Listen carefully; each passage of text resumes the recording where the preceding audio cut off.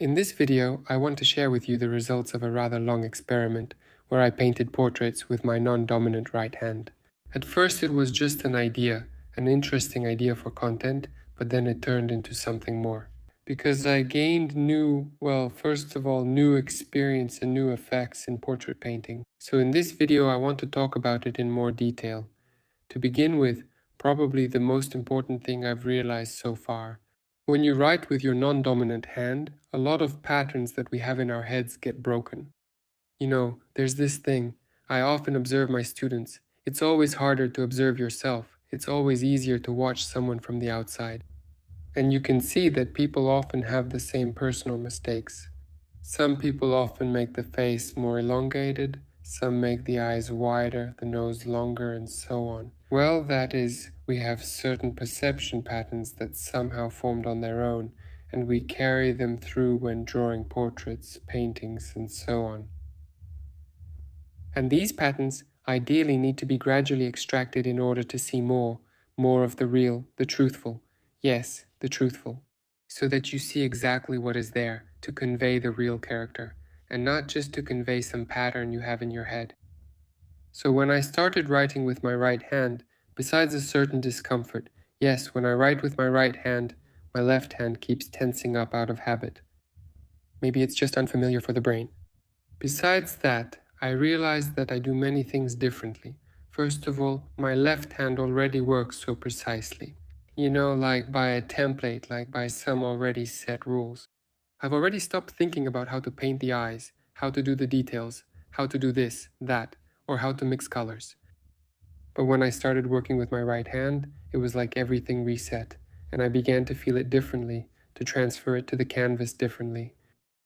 And moreover, as you can see even now in my videos, I didn't even want to add any details. I actually wanted to convey the details through large spots. With my left hand, I still focus on details and keep refining things. And it becomes a bit, mechanical, I guess. So often when I do portraits with my left hand, I want to make a freer, more abstract portrait. Abstract, meaning, the likeness of character and emotions are preserved, but those boundaries, clear lines, and strict shape limitations are removed. I realized my right hand doesn't need it.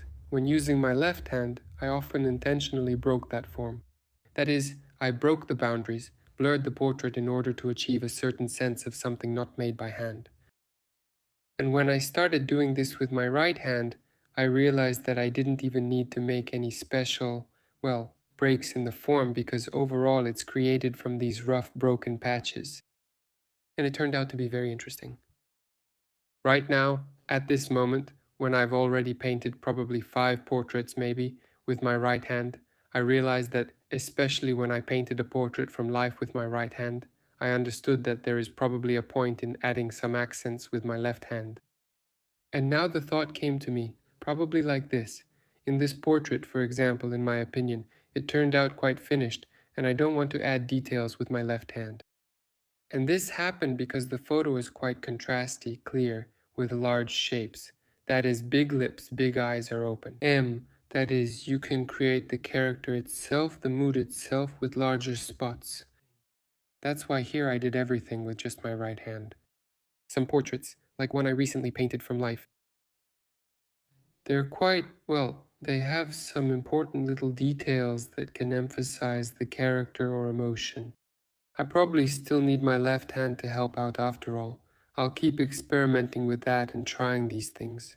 But the experiment with the right hand itself is a real breakthrough for me, because it's like I've expanded my own technical range. And it's like my right hand even wanted to learn, to practice working with the left hand. That is, to be more free, not to cling strictly to the shape, to the direction of the brush stroke, and because of that, it turns out more painterly and interesting. The video ends up being about 15 minutes, but I didn't cut out any of the actual work here. I just removed the moments when I'm mixing colors. The actual work isn't sped up at all, as you can see, so the process itself is pretty fast, and at the same time very lively, and you can achieve a good likeness. So, overall, to wrap up the discussion about this experiment, yes, I actually want to recommend that you try doing this yourself. And don't get hung up when you're drawing this portrait with your non-dominant hand, on achieving perfect likeness or super accuracy and so on. Just, I don't know, enjoy this free creativity, even the discomfort of drawing with your other hand. You know, it's like when I worked, I just grabbed a stick and there's a certain thrill in that, a kind of real painting. You can just try to catch the movement, capture it with big, juicy strokes, and just watch what comes out of it. So don't aim for it to turn out perfectly or anything. Just take the pressure off it, that's it. It's very important to just try the experiment to feel, in general, some new sensations like that. Another important point is being worked out automatically here. So I have this thing from a technical point of view that in order to get a pretty high quality good portrait, the most important thing essentially is our tonal relationships. And that means it's better to work with volumes, with large shapes, with tonal transitions for as long as possible, rather than focusing on details. So, I had this kind of rule for myself while working, that I delay the detailing process as much as possible. I delay it as much as possible until the really large shapes already give resemblance, accuracy, and so on. That is, without touching the details at all. And here in the right hand, because everything is so rough and jagged, it just doesn't work any other way. So anyway, I work more with color, more with spots, with transitions, with shades, with making the color more complex. Mixing the color was much harder than usual. I usually do the left hand, which is already automatic for me. Because of this, there's also this long search for the right spot, the right color on the canvas. And this, again, brings its own results. I mean, I seem to be painting in broad strokes, but the color complexity is quite high. That's why it turns out so striking. Maybe someone who doesn't paint might think it's simple, right? To paint a portrait with big patches rather than making it super realistic and detailed. Actually, those who have painted, those who paint portraits, I think understand that super precise realism is actually easier to do when we smooth everything out, blend and smudge, rather than painting broadly, but also to preserve the character, likeness, and accuracy. And I think basically this is the highest level of mastery, like for example Repin. When you look at the painting up close, and it's just a mess of huge brush strokes, massive, with a big brush and lots of paint, but when you step back from the painting, you see just incredible realism, from a distance. That's exactly how precise it is, such accuracy in tone, such accuracy in the placement of each brushstroke. Actually, that's probably what I'm striving for, and in this sense, Repin is my favorite. Yes, now I'm starting to come across a book to listen, far and near. He actually wrote very well. Not just paintings, but also texts and stories. Well, he writes about himself there. I recommend it if you want something interesting to listen to in your free time. It's not just about the essence, not just about his life, but he also describes the everyday life of that time, the 19th century. It's really very interesting. So, well, moving a bit to the portrait and stepping away from philosophy for now, at this stage, as you can see, I'm already placing accents and highlights. There's an important point about the highlights. Not to make it too light, I've often had this situation where I lay down the tonal relationships well, everything looks beautiful and harmonious, but when I start adding highlights, I add too much white, and the portrait just starts to fall apart. That is, it starts to look artificial because there are too many light areas. With highlights, you really need to be careful. Add them very deliberately, there shouldn't be too many of them. And you should always lay the tonal base darker than you want, because the white canvas at the beginning always prevents us from making it dark enough. Constantly when I'm working on a portrait now, especially when I want to paint with larger spots.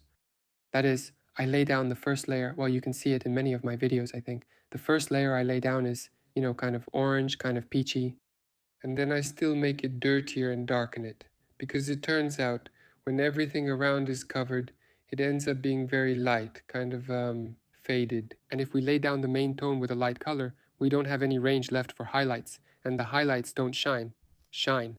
And to have a glow on the face, you need to lay down the main color pretty roughly, quite dark to be precise. So, well, in general, look, when I was painting this portrait, in general, I was already starting to get a bit bogged down at this stage. I mean, I didn't even know what else to add, as if it had already come together for me.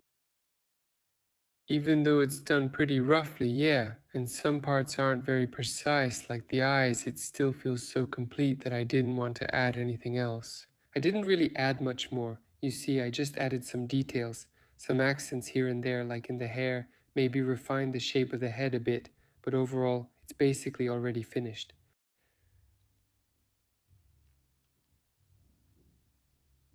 Well, I'll make a video about the palette at some point, of course, because a lot of people ask about it.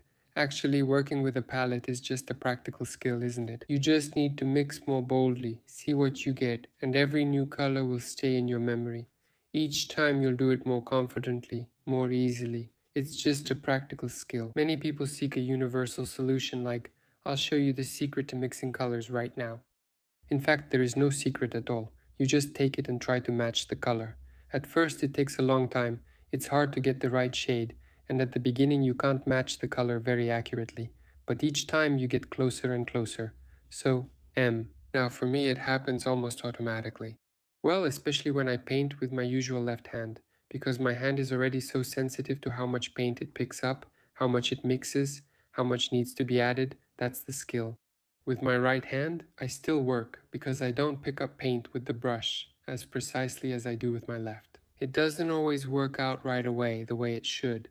Well, in general, it's all about skill. You just need to practice it more. Actually, in principle, over the years, people ask me here and there, how did you learn this? How did you manage to do that? How did you get to this point? And almost always I say the same thing, that it's just practice, a lot of practice. It sounds boring and uninteresting and takes a long time, but in fact, that's the main factor. This skill development is just about doing a lot. And every time, of course, strive to make it as true to life and accurate as possible. So basically, I'm already adding some highlights, some details. And why am I adding these highlights? I'm adding them not with a fine brush, but with a pretty thick one. The thick ones, well, I just really wanted to do everything with big brushes. If you have any suggestions for content you'd like to see on my channel, what do you think would be really useful to watch? From me? Yes, go ahead. For example, working with a palette, or maybe painting a certain portrait, or something else.